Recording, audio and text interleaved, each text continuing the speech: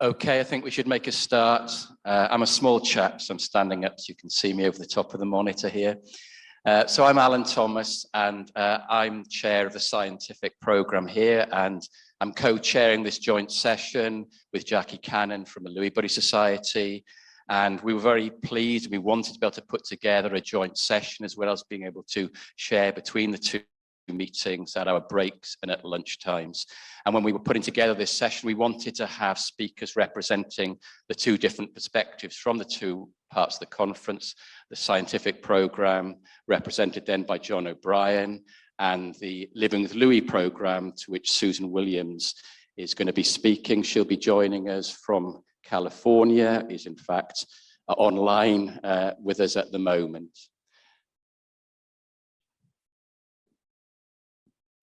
Good afternoon, everyone. It's with my great delight and absolute privilege that I would like to introduce Professor John O'Brien, Professor of Old Age Psychiatry in the Department of Psychiatry at the University of Cambridge, with specialist research interests in dementia with Lewy bodies, who has published over 450 peer-reviewed papers on this particular subject. Thank you. Thank you very much for that kind introduction. It's wonderful to be here, isn't it, and to see everybody. And what an excellent day we've had so far. I'll try not to ruin it for everybody now. It's a pleasure to give this joint plenary, and I'd like to welcome everybody from the Living with Lewy strand. So the topic I've been given is dementia with Lewy bodies, past, present, and future. And I guess thinking about past, we had a big historical event in this country earlier this month, which everyone in the UK will know, and many people overseas, in that we celebrated the Queen's Platinum Jubilee, 70 years in her reign. And she reminded us of a quote from her first Prime Minister, as she tells us, Winston Churchill, who said about history, "The farther backward you can look, the farther forward you can see." Now, I've no idea if that's true, but it's a wonderful quote, I think, and it's a reminder that when we look into the past, we can sometimes help us look into the future. If we do look into the past, we have to go back to earliest 20th century Munich with a fantastic lab group. I wouldn't have wanted to be part of this weekly lab meeting, I have to say, because there was Alois Alzheimer and Friedrich Lewy. You can imagine the topic of conversation. What have you discovered this week? You know, a new disorder, a new pathology. And Lewy, there's Lewy's head, so you know what's coming next. Lewy discovered the Lewy body in 1912. Now, Lewy was called Lewy then because there's no W sound, as you know, in German, and he was a German neurologist. And one of the first Lewy body conferences I went to, there was a lot of discussion and debate about, was it Lewy body dementia? Was it Lewy body dementia? Now, fortunately, we've moved on to more enlightening discussion topics, I think, at our meetings than how to pronounce something. But he was Lewy when he discovered the Lewy body. But he later moved to the US and changed his name to Lewy, so he became Lewy. So call it what you like, you're absolutely right. In terms of whether it was associated with cognitive impairment, though, that association came later in case reports starting in the 60s. So Okazaki described two cases, one of whom was a male with mental deterioration, disorientation, hallucinations, and rigidity. So you might see some of the features there that we might recognize as DLB. Then Ikeda talked about progressive dementia with diffuse Lewy body inclusions in the cortex. And then Ken Kosaka described a case, presenile dementia, interestingly with a number of mixed pathologies. So that mixed pathology has kind of always been there, and what does it mean, and what do we do about it? A combination of Alzheimer's, PICS, and Parkinsonism with Lewy bodies. It might be a mixed disease or a single entity. So that was quite interesting from that early case. And then here are some of my DLB landmarks in terms of history. I'm sure we'll all have our own, but I think one was in the early 80s when Kosaka from case series and from the literature described diffuse cortical Lewy body disease. Then the Newcastle group here, led by Ian McKeith, looked at series and clinical features and described the diagnostic criteria for what was called then senile dementia of Lewy body type. A big landmark, I think, was the first international consensus criteria published in 1996 from a meeting in 1995. And the first randomized controlled trial in 2001 of rivastigmine. And the charitable sector playing a very important role. So the Lewy Body Dementia Association, founded in the US in 2003, shortly afterwards, the Lewy Body Society here in the UK. And then biomarkers we've heard about today, but I think 2006 was another landmark with the first regulatory approval for a DLB biomarker, that was dopamine imaging in Europe. And then very, very importantly, the incorporation of DLB into DSM criteria, now also in ICD. So acknowledgement in the major classification systems that the DLB is a disorder in its own right, and the recognition there. And I'd just like to acknowledge Ian McKeith, who's already been mentioned today, but as someone who's been seminal in many of these landmarks, either leading them or bringing people together to make sure they happened. And I think Ian is our own landmark in DLB history. So Ian, you're officially a landmark in DLB history. I'd just like you to acknowledge that and the role that you've played, which has been fantastic. And part of that has come through increasing research, and this is just a simple look at PubMed papers on Lewy and dementia over the years, and you can see how they've increased from a very low baseline in the 80s and 90s up to the current level of about 700 publications a year. And to me, it doesn't look a particularly smooth course. It looks a little bit stepwise, and maybe it'll be a topic of conversation later, how some of those steps, maybe around 2000 and around 2007, and then perhaps again around 2019, how they may or may not have related to meetings like this or diagnostic criteria. So quite an increase in publications. How does that compare to other dementias? Well, DLB accounts for about 3.6 of all dementia publications, which I think is interesting because, as we'll see, that's about the extent to which clinicians are recognising it. So it's under-recognised and under-published. So we're doing well, but we need to do a little bit better, I think, is the message I take from that.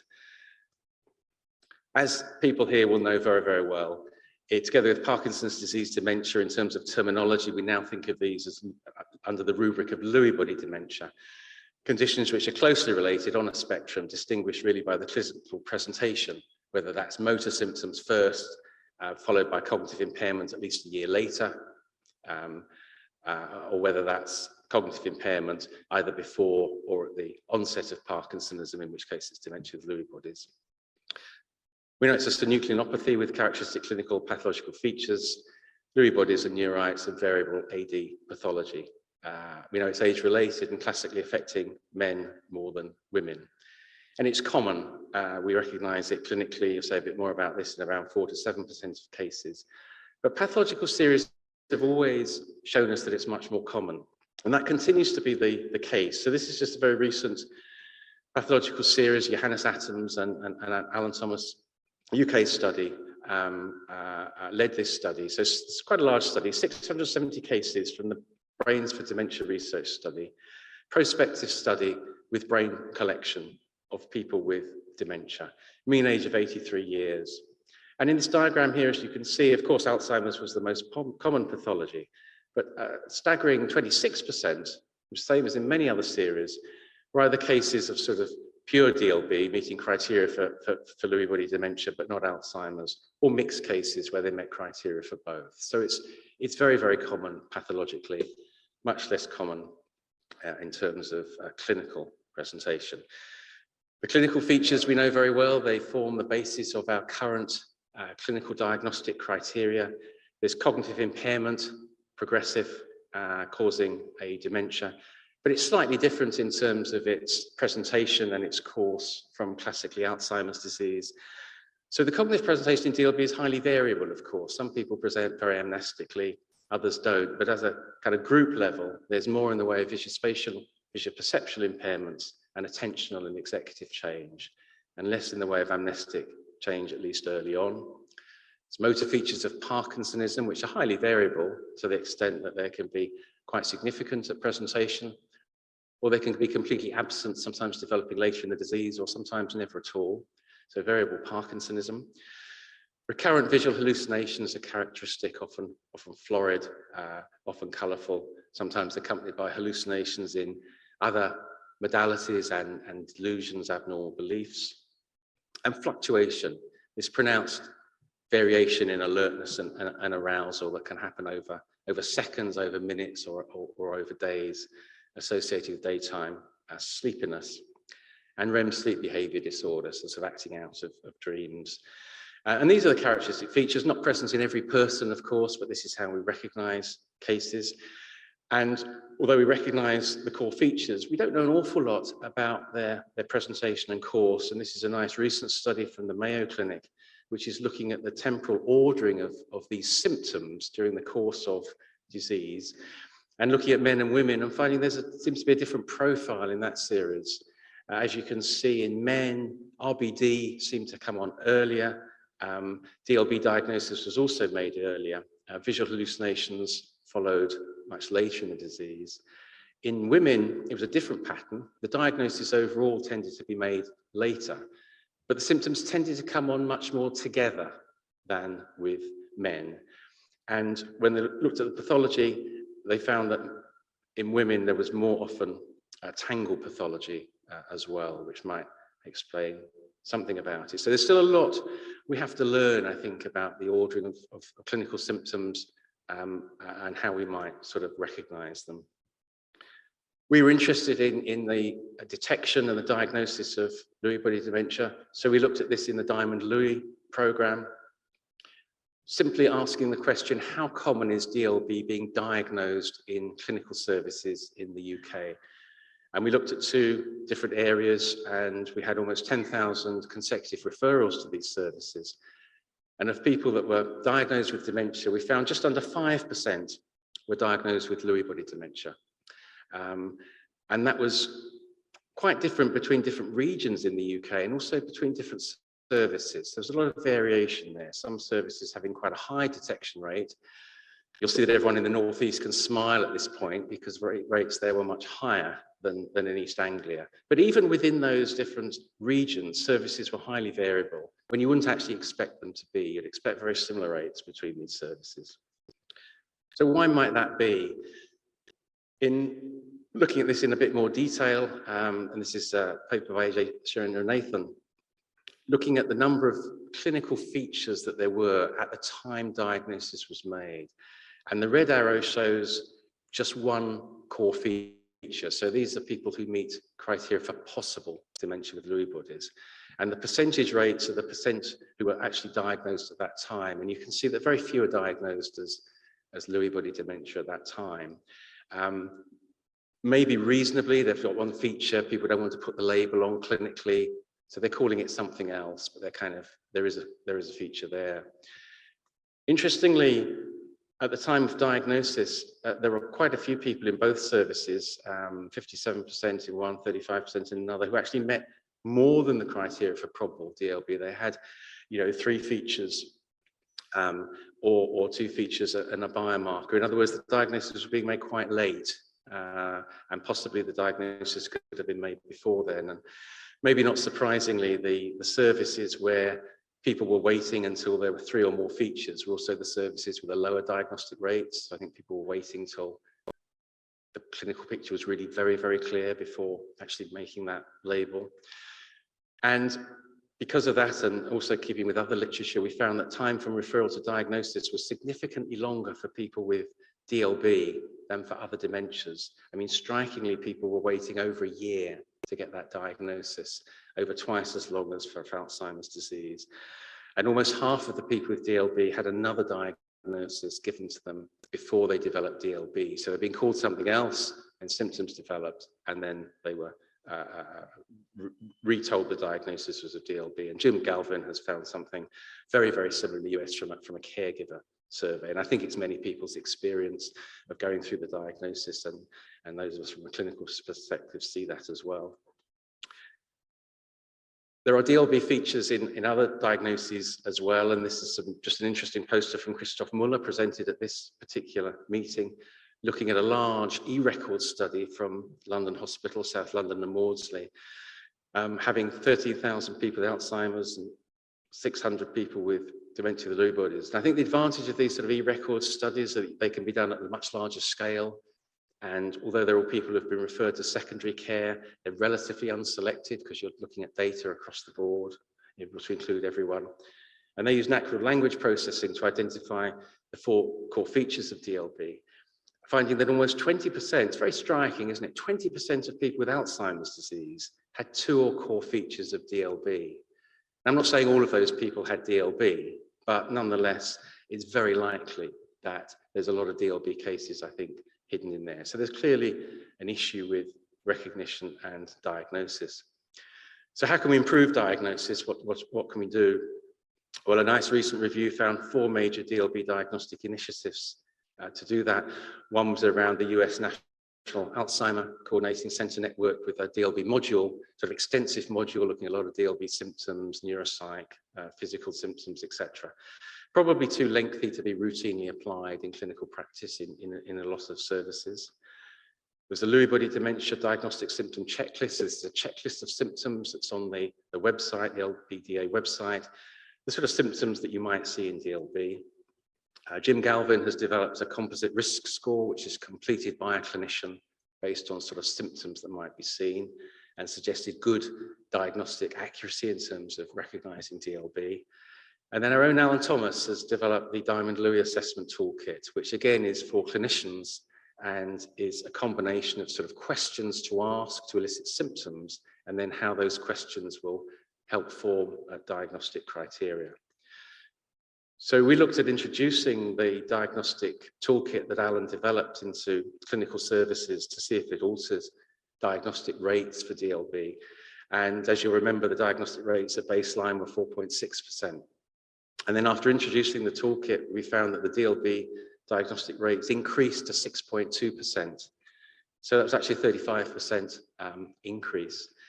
I think it's quite striking. So for every 3 cases of DLB that were recognised beforehand, services were now recognising 4. So an increase in DLB. So I think there are ways clinically we can increase diagnostic rates, greater awareness, asking the right questions. Those sorts of things are very important.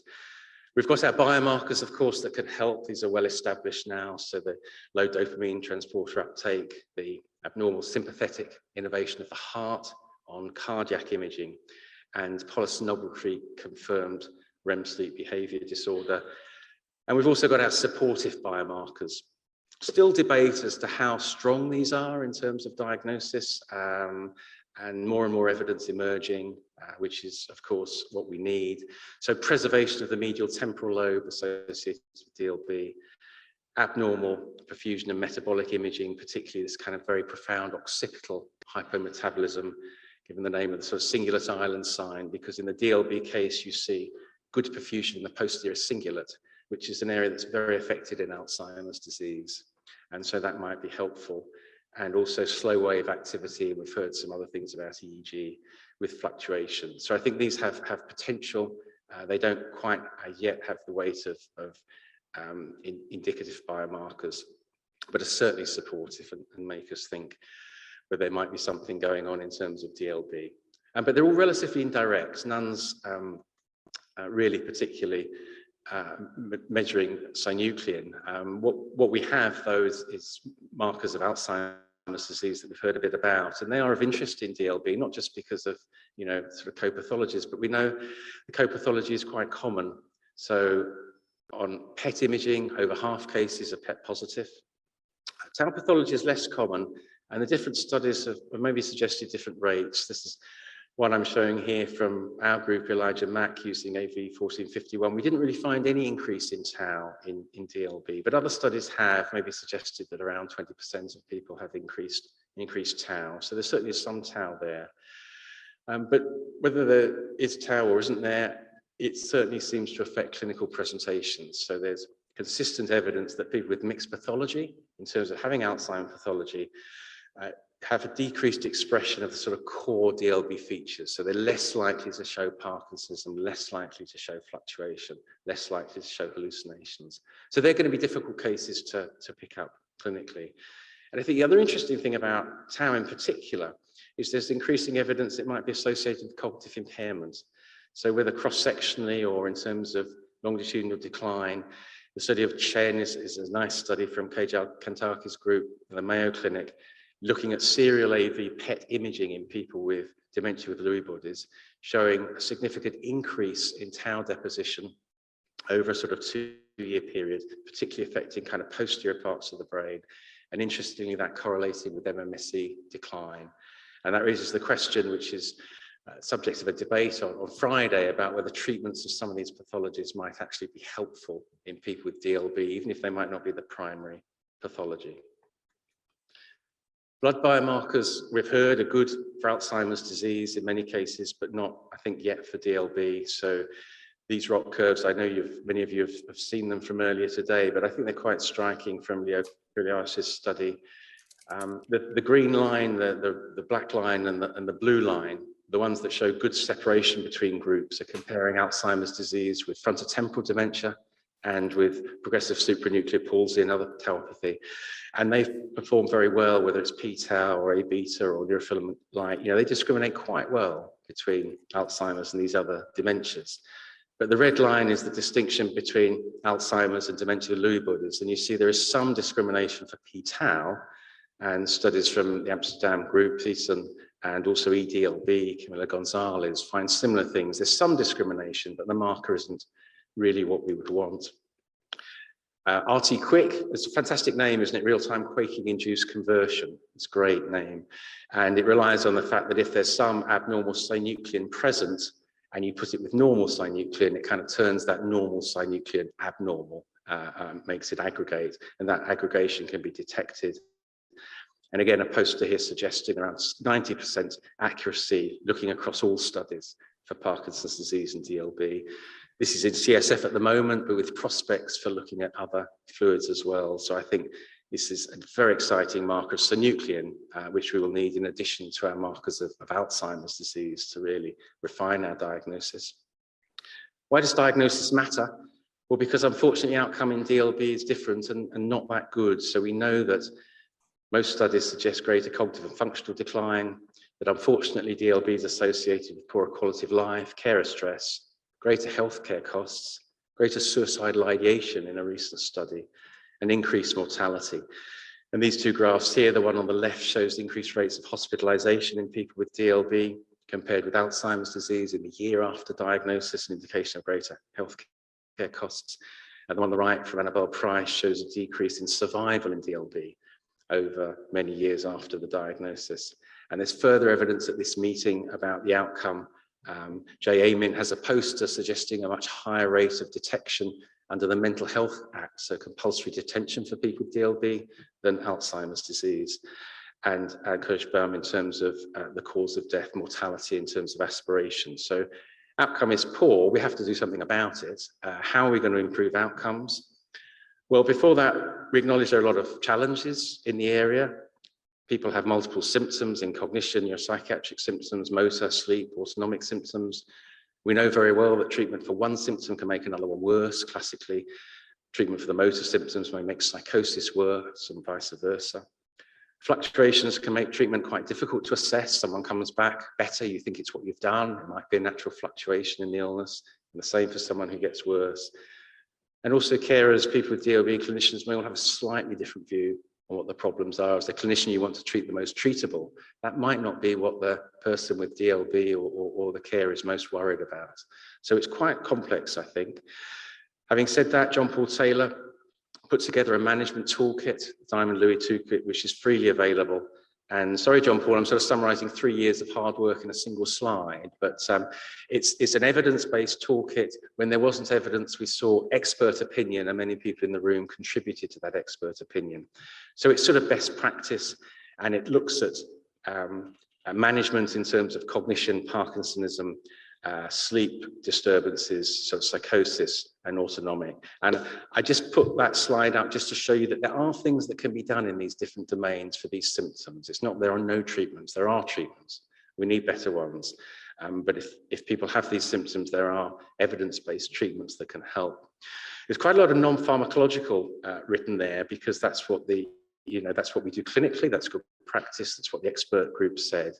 But when the evidence is actually reviewed, and this was a paper from sort of Sydney, Newcastle, Melbourne, sorry, Sydney, Newcastle, Cambridge collaboration on the left, and Dag Arsland's review on the right. So two systematic reviews of non-pharmacological interventions, both coming to very similar conclusions that unfortunately there's very little out there. There's a lot of case reports suggesting things like exercise, music therapy, environmental modifications are good, but there isn't much in the way of proper trials. There's a real need for some good non-pharmacological studies in DLB to help fill the evidence base, because I think that has a very, very important role to play.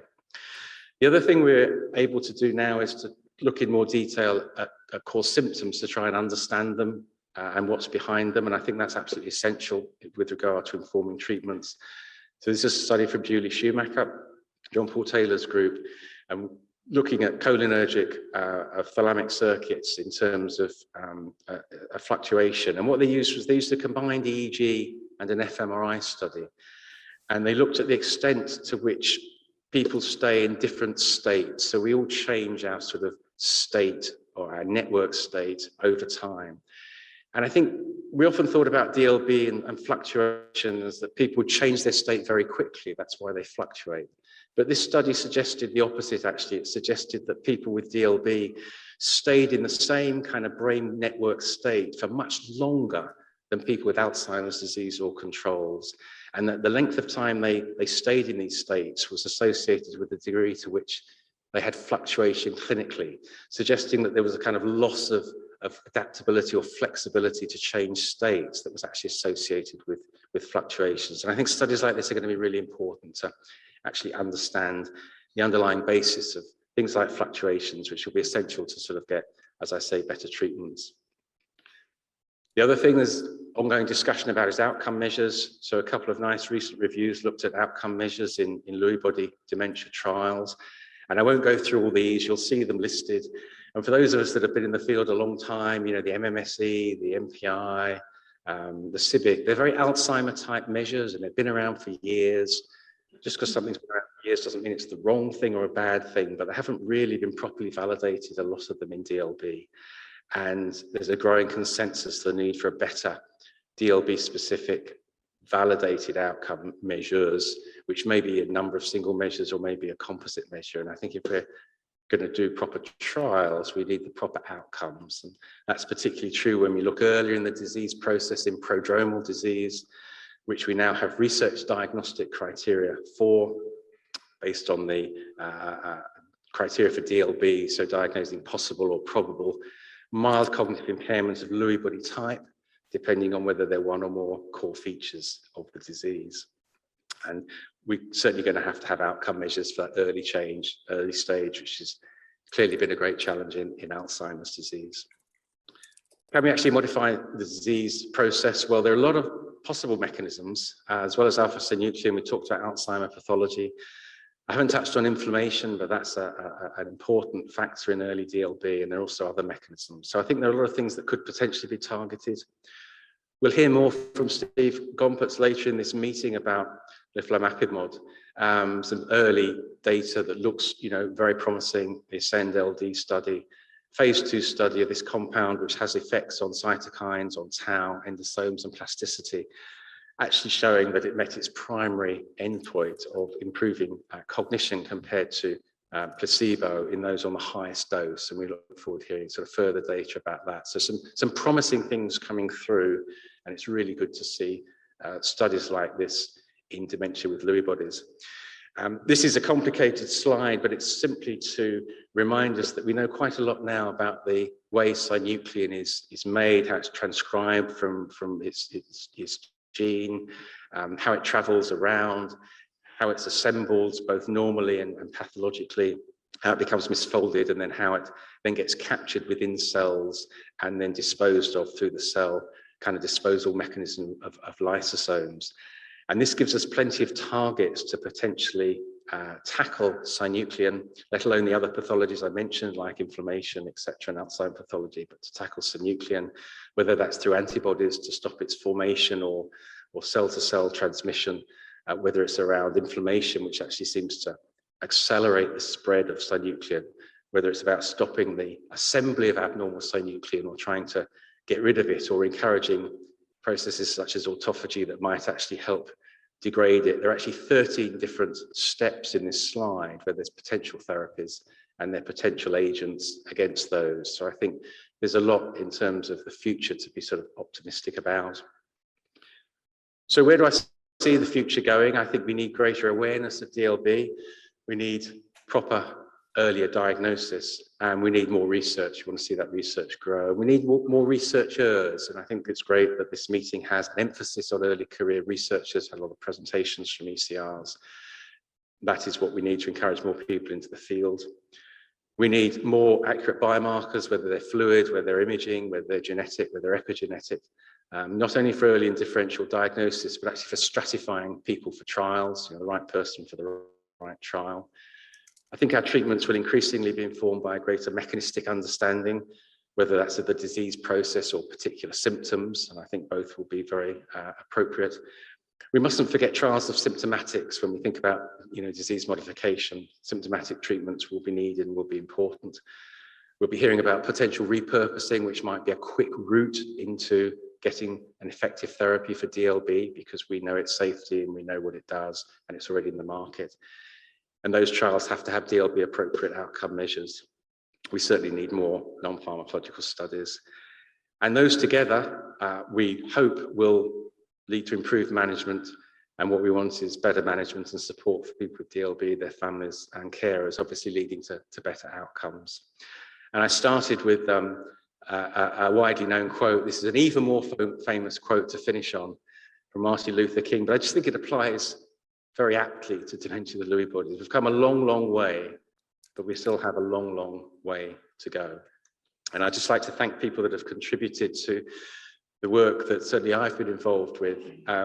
First and foremost, people with DLB and their families who've made the research sort of possible. Great teams in Cambridge, Newcastle, collaborations elsewhere, and our funders, including the National Institute for Health and Care Research, MRC, and the charitable sector playing an important role, the Alzheimer's charities, but also particularly the Lewy Body Society. And enjoy the rest of the meeting. Thank you.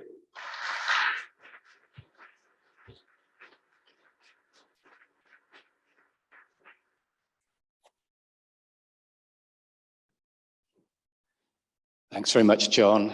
So it's now my pleasure to introduce Susan Williams, who will be known to most of us here as the widow of Robin Williams, the Oscar-winning actor. But more importantly, from our point of view, as in the Lewy body dementia field, somebody who's become a great ambassador for us, publicising Lewy body dementia, its importance, doing so really as a victim of what John was saying, that DLB, Parkinson's disease dementia, Lewy body dementia is not recognised, it's not missed. And so she and Robin had to endure not only the difficulty of all the symptoms and the burden and problems and distress that presented, but the fact that they didn't know what was going on, and the invisible aspect in the title of Susan's talk, The Invisible Monster, refers to that aspect of the great difficulty that they had. So I now hand over to you, Susan. I hope you're just about to appear on the screen.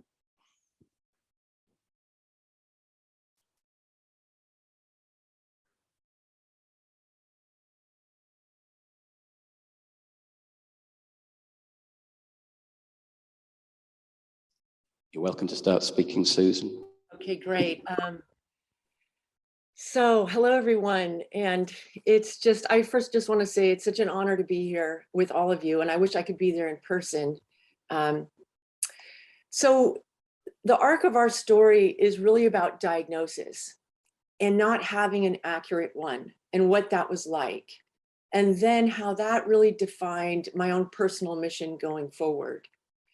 So some of you may not have known that we didn't have an accurate diagnosis until Robin's autopsy. He'd received a Parkinson's diagnosis a few months before he passed, but that was just the tip of the iceberg. And right now, there is no highly accurate method or accepted biomarker for diagnosing somebody with Lewy body dementia while they're alive. But a lot of progress is being made, as you've been hearing about. Now, in 2016, when I wrote the editorial, The Terrorist Inside My Husband's Brain, at the time, I was convinced that a diagnosis wouldn't matter anyway, since there is no cure. You know, I imagined that Robin would become the most famous lab rat for this, and if anything, that whatever he would be put through would exacerbate his symptoms. But I can tell you that my thinking since then has completely changed.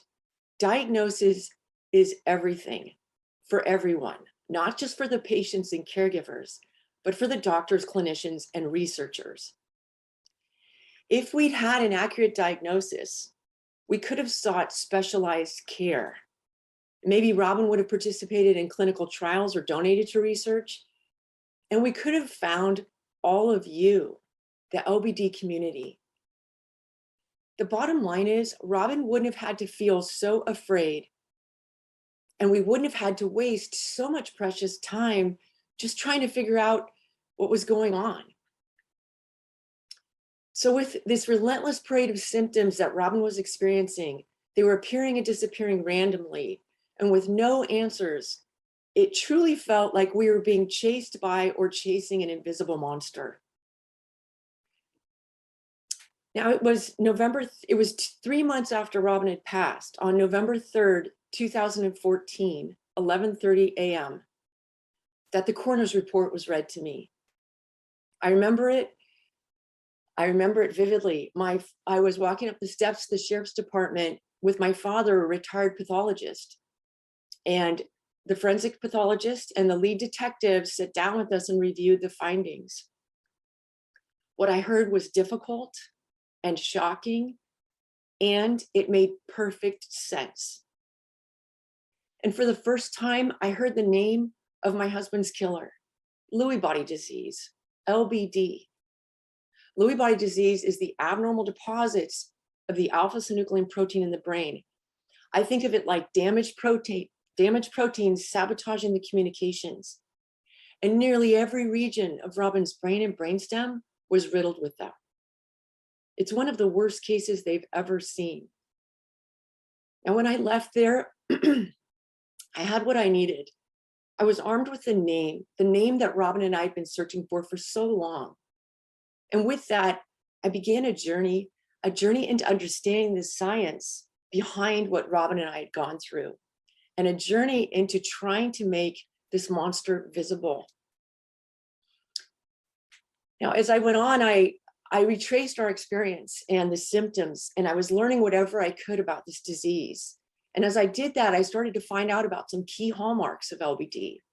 I found out that I wasn't imagining it. Robin's symptoms over 40 were appearing and disappearing randomly.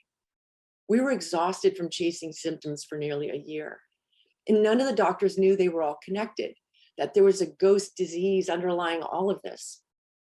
Robin's cognitive difficulties, memory problems and insomnia, combined with the tremors, shuffling gait, Parkinsonian mask, and the one he hated so much, trouble finding words.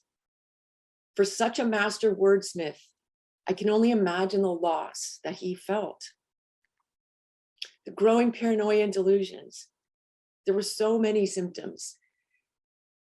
And with the insomnia, it got to be where there was no break between day and night. It all just ran together. And I have vivid memories of Robin and I standing at the coffee machine in the morning. And you couldn't really call it, in the morning, right? When you hadn't really slept. So there was no break. And it was just like, well, we might as well just get up because we're up. So coffee was really the only break, knowing that it was time to start the day. Robin's well-worn and well-loved pathways were breaking down. He was losing interest in things that he'd used to love, like going backstage at our local comedy theater, where he would meet with other comedians and encourage them, and they would try and impress him. And he didn't want to go on stage and play anymore, and he didn't want to reach out in that way. And it wasn't because he didn't want to. It was because the anxiety and paranoia were becoming too much. It was just becoming too much. So that was the barrier. And as I would find out much later in the autopsy, there was such a profusion of Lewy bodies in the amygdala region of the brain that felt to me like finding the smoking gun behind all the unchecked anxiety and paranoia. So another thing that happened is his calendar was cleared for the first time, probably since he started working. His team cleared the calendar. And that, I can only imagine, added to his own personal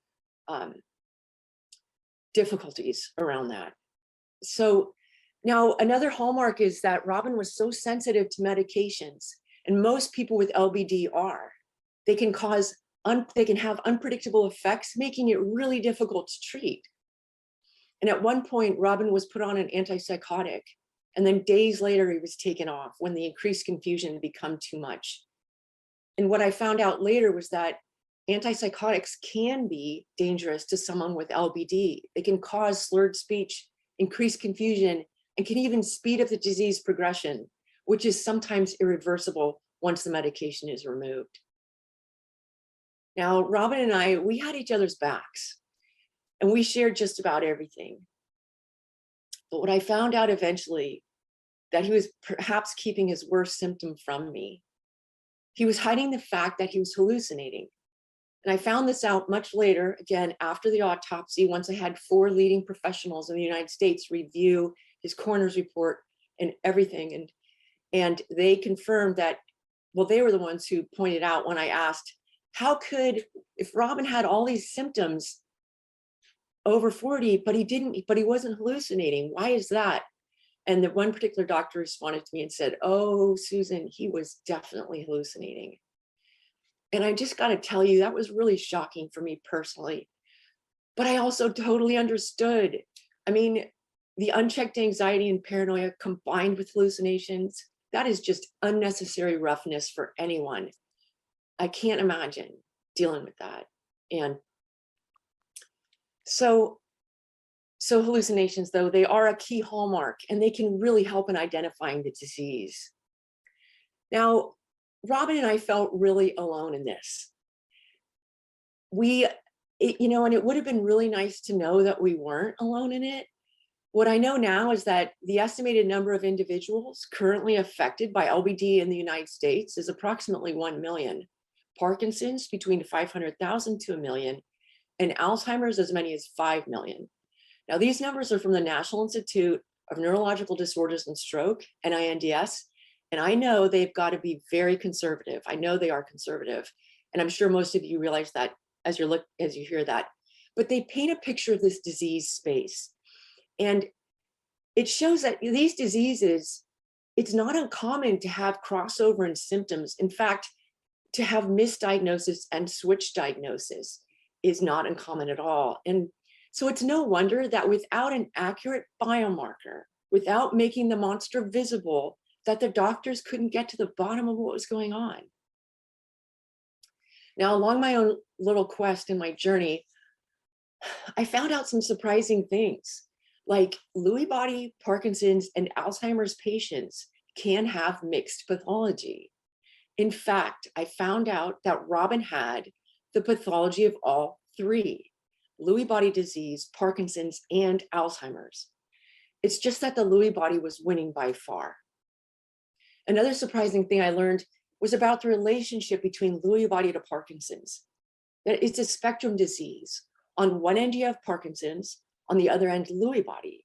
Depending which symptoms present first can determine whether you're diagnosed with Parkinson's or with Lewy body. In effect, Robin's Parkinson's diagnosis marks the end of his disease progression, not the beginning. This disease is so complex and difficult, and hearing some of these talks earlier just remind me of that. It's so complex. And trying to understand how to discern between normal human psychology and the circuits breaking down, I don't know how anyone can do that without a real clear look into a biomarker for the disease, an accurate biomarker. So one of the things I learned was that LBD it's neurological, it's a circuitry problem. The chemical changes that were happening in Robin's brain were responsible for the psychiatric symptoms that he was experiencing. So with that, the end result was, again, without a clear biomarker, clear diagnosis, his symptoms were being treated and not the disease. Now, a lot of people would ask me, how could this have happened to Robin? How could it, because he's such a genius, and how could it have happened so fast? Well, I found out that highly intelligent people have greater cognitive reserve, and that allows them to stave off the symptoms longer than most. But then it's like the dam suddenly breaks and they can't hold it back any longer. So their decline can appear more rapid when in fact it's been going on all along. Now, I think it's really important to point out that we had a bunch of medical professionals helping us, but they were not under the same roof. They weren't with the same hospital. They weren't affiliated in any way. We had one general physician, one general neurologist, one motor specialist, 2 psychologists, a few alternative care specialists, one physical trainer, and a hypnotherapist. And what I could see when I started digging into understanding this disease, that was in 2014, LBD just was not on the menu. So if you go to see your primary care or general doctors, even the neurologist, it wasn't on the menu as something that they could say, oh, maybe it's this. I'll never forget when Robin and I went in to see his general neurologist, and he'd just been diagnosed with Parkinson's. And, you know, unfortunately, the doctor's times, as I'm sure you are all acutely aware, they have such limited time with their patients for reasons outside their control that, you know, it's those last questions that the patients ask that I think can be the most important. And I'll never forget Robin asking, as we were, you know, confirming, okay, so this is Parkinson's, and the doctor was saying, you're going to be fine, Robin. You just, you know, we'll get you on these medications and everything will even out and you'll be better within a year even. And, you know, and then Robin asked him, do I have dementia, Alzheimer's? Am I schizophrenic? And the doctor's response was no, no, and no, you're going to be fine. And if even I knew what I know now, I would have pushed pause and said, time out. Why are you asking that?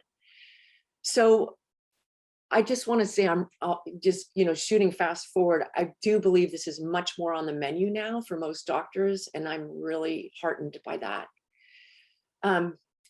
So it's also important to point out that we were about a week away from deciding which inpatient neurocognitive testing facility that Robin would go to. So we were getting there. We were getting closer. And I think eventually we would have, once we got to that inpatient facility, they probably would have started putting 2 and 2 together and realizing this could be Lewy body. Hopefully, I think we were that close.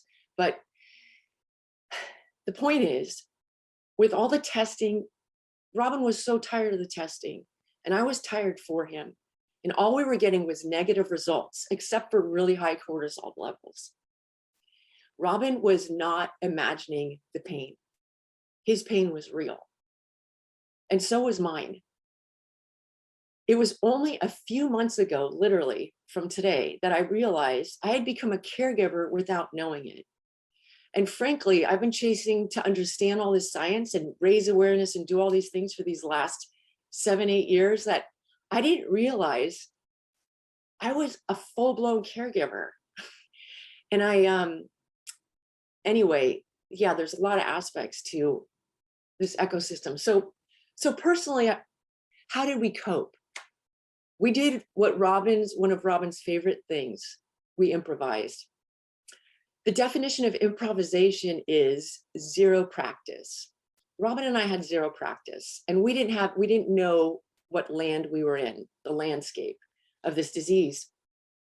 So when Robin could no longer access his own creativity, with his calendar cleared and his abilities breaking down, I brought him with me into my creativity. I brought him with me into mine and my work world as an artist.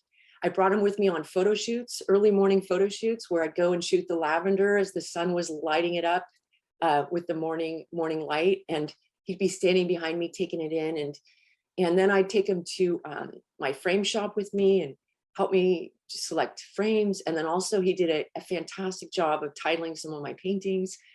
So we just started spending time together in these ways, because he couldn't access that in him anymore, but he got a lot of enjoyment out of being with me and just doing whatever we could. So besides that sort of improv, you know, he lost he had difficulty judging distance and depth. So he was no longer able to drive. It was getting really hard for him. So when he could no longer drive, I drove. And when he could no longer read, I read for us. And he'd always been a reader, brilliant. He had God knows, a bazillion books, and from science to spiritual, and that became difficult for him. So part of our routine would be, I'd read to us at night, you know, we'd have our nightly tea and read. And so what I found through this was that the simple and familiar things were comfort food for both of us. And whether it was sharing a meal, reviewing our days together, walking the dog, just our routines. So as far as suggestions, people have come to me sometimes and they've asked, you know, when they've been concerned about a loved one and asking for suggestions, there are a few suggestions that I make. And these are really based on, of course, finding out later, because we didn't know this when we were in the thick of it. But one of the suggestions that I make is it's really important to have specialty care. And of course, you have to have some sort of a diagnosis in order to get that, really. And so besides the specialty care is to work with a team and to make sure that the team knows they're a team, that they're communicating with each other. And the lead doctor should really know about Lewy body Parkinson's and Alzheimer's. That person should be a specialist. And there should be a movement disorder specialist. They're the ones who are most experienced with the medications, and they would know that LBD patients can't tolerate antipsychotics. Now, I am aware I think there's at least one or two new antipsychotics that can be tolerated, and so definitely check with your service care provider. I also suggest consider participating in clinical trials, or maybe donating to research, you know, or simply being open about the fact that they have this disease, if they're able to, even if it's just with their close friends and family. Any level of awareness can really help all aspects of this disease. So, you know, ever since we got that accurate diagnosis and autopsy, I've been trying to make the monster visible in whatever ways I can. And so others won't have to go through what we went through. And over these past 8 years, I've shared my experience with a lot of people, and I've gotten to play a small but rewarding part in the solution. I spent 6 years on the board of directors of the American Brain Foundation, the last 4 years as their vice chair. And while there, I helped establish the Lewy Body Dementia Fund and spearheaded a $3 million research grant award targeted at finding an accurate biomarker for LBD, AKA to help make the monster visible. And several people involved in that project are in this room. And I am forever grateful to all of you for how much you've given of your time, your talent, and your treasure. The main partners on the project, along with individual donors, are the Alzheimer's Association, the Michael J. Fox Foundation, and the American Academy of Neurology, a true collaboration. Now, another way that I could help was to participate in a documentary film. And I'm going to show you some posters. These are not science posters, let me tell you that. Here we go. Hopefully that'll work. Okay. I'm going to hope that's up there. So another way that I could help was in participating in a documentary film, like actually two. The main one, Robin's Wish, is playing in over 60 countries to critically acclaimed reviews and a certified fresh rating on Rotten Tomatoes. There's also an educational version of the film called Spark, and that's available to groups and institutions to help raise awareness and funds for LBD research. For more information about these films, please go to robinswishfilm.com. Now, in closing, I'd like to say that along this journey, I have met so many people, many of you, and who are nothing short of heroic in your efforts to make a difference and to make the monster visible. Some of you have been at this for a very long time: doctors, clinicians, researchers, and caregivers. And perhaps the most superhero of all, those of you living with LBD. My hope is that one day, together, we will make the monster visible, crystal clear, and then we will make it disappear. We won't do this alone, and that wouldn't be much fun anyway. We'll get to do this together. Thank you.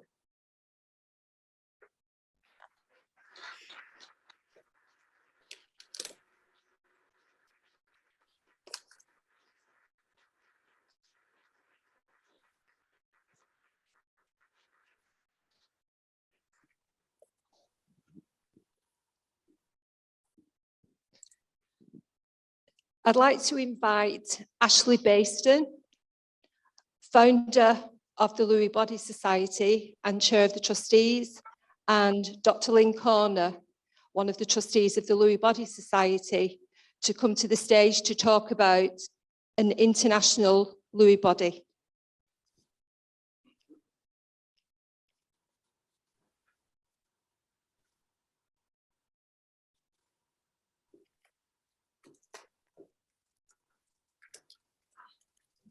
Do I just press the button?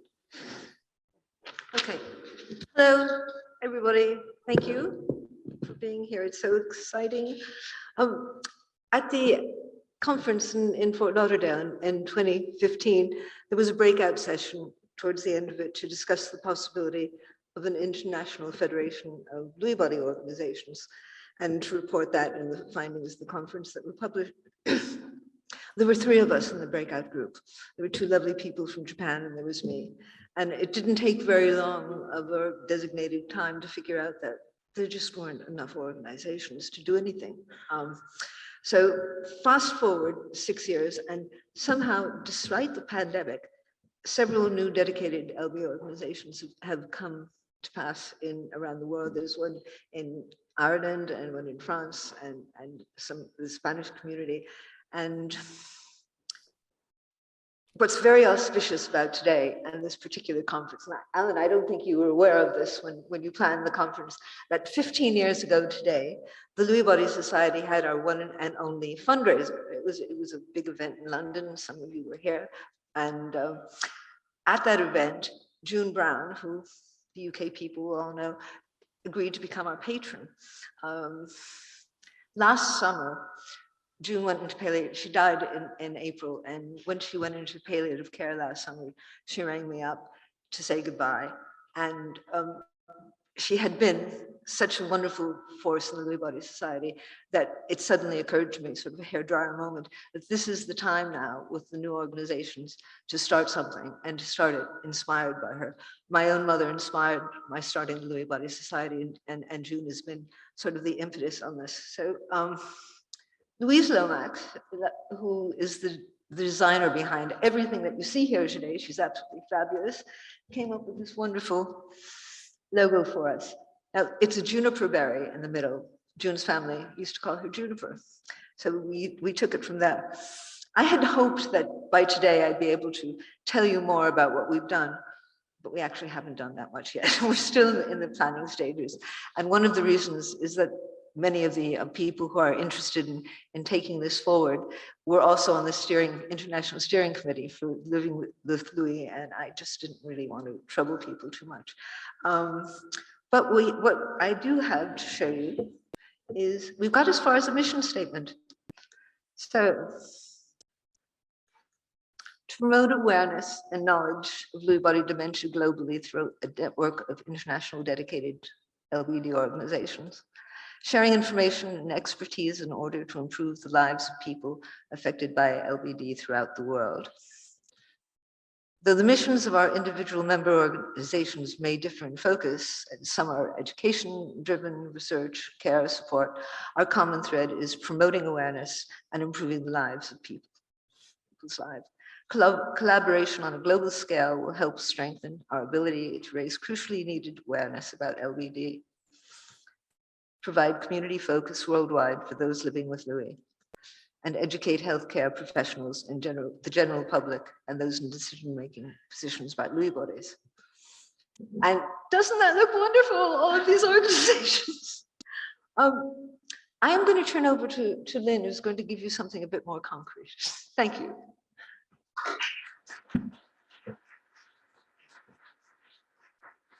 Thanks, Ashley. I mean, it's just an absolute pleasure to be here as a trustee of the Lewy Body Society, and the day job I'm the COO of the UK's National Innovation Centre for Ageing. And just to echo kind of what we've heard today, it's just so inspiring as a trustee, as a carer, to see how much progress that we've made in research over the time. John so eloquently showed that. But also that we do have work to do, and I think what we are really hoping for from the International Coalition, Lewy Body International, is that we can really get that sense of growing collaboration, so that more people can understand and have that awareness about the experience of Lewy body dementia. Just to put it in context, obviously we're here with representing dementia, but 2.1 billion people worldwide, over 60. In the US alone, 10,000 people reach 65 every day. And the over 85s, of course, the fastest growing age group. And this demographic shift is real, it's here to stay, and so our work remains ever more important. And importantly as well, to understand kind of our geographical reach, 600 million people in Asia over 65 in less than 10 years. And so, this really is an urgent agenda, and it's something that we are very, very committed to. I think, as we've heard so much today, that the pandemic has shown us how connected we are and need to be, and it's really demonstrated that need for collaborative solutions and partnerships across borders, across disciplines, and across kind of industry as well. So essential and so needed in terms of fostering that collaboration, but so much still is very disparate, and so it's very, very important that we get that synergy. And so much is already known. We were discussing this earlier, that it is so important. As carers, we are hungry for knowledge. We really want to know what's out there. But actually, so much science remains inaccessible to the average person. And so actually through kind of a coalition of international charities, we will be able to work as a community with the scientists, with you all here today, to really be able to share that knowledge. And as carers, as people living with Lewy, we have that spotlight on what matters. It came up in the previous talks about the outcomes that matter to us may be different to what is currently in research. And so actually being able to use that data to really understand what are the priorities of people living with Lewy, what are the unmet needs, what are our aspirations, and how can we come together to forge a research agenda and deliver research, and importantly, translate that research into products and services and experiences that really make a meaningful and lasting difference.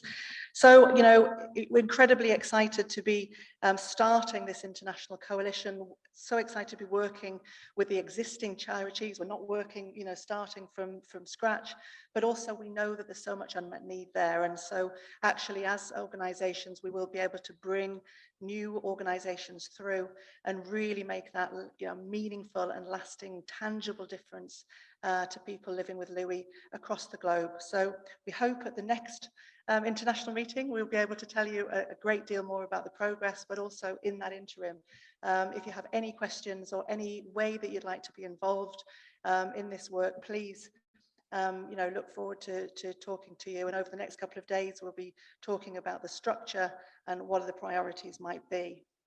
One final thing is that I think we're very ambitious for this coalition, very, very ambitious about what it can achieve. There are certain cross-cutting areas that we feel are just not getting the attention that perhaps they deserve, because they kind of fall between the gaps.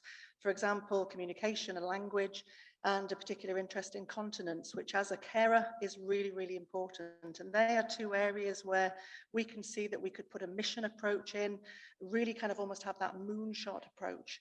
It would need significant investment, but it's actually an area that almost all our expertise can corral together.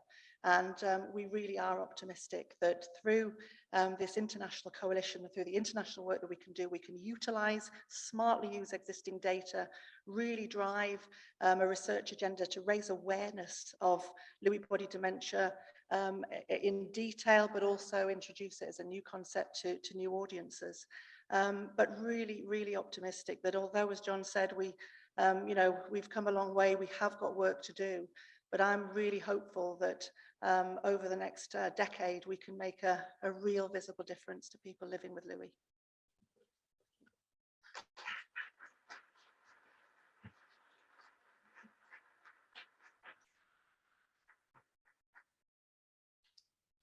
Okay, there endeth day one. Thanks very much for attending. Doesn't quite end, of course, actually, because we have the drinks reception down the quay side. Just stay this side of the river, wind your way down out of the hotel, down to the riverside, turn right, and make your way down to the Baltic, where we'll have the drinks reception starting at 6 o'clock. The sun, I believe, is still shining out there, so we hope you can enjoy a lovely walk to the reception. See you tomorrow. can sing if we want to. It's my mouth, I can say what I want to. Ooh.